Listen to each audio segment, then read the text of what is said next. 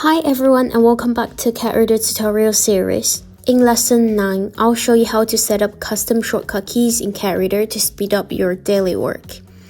So if there are some features you use all the time, setting hotkeys for them is definitely a good idea.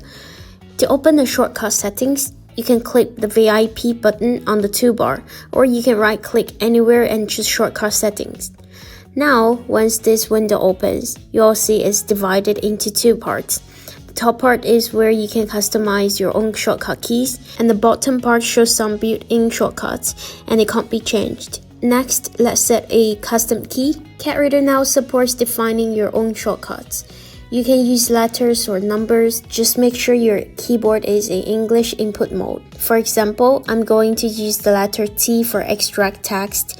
I select the function, press T, and then click Save to apply the change.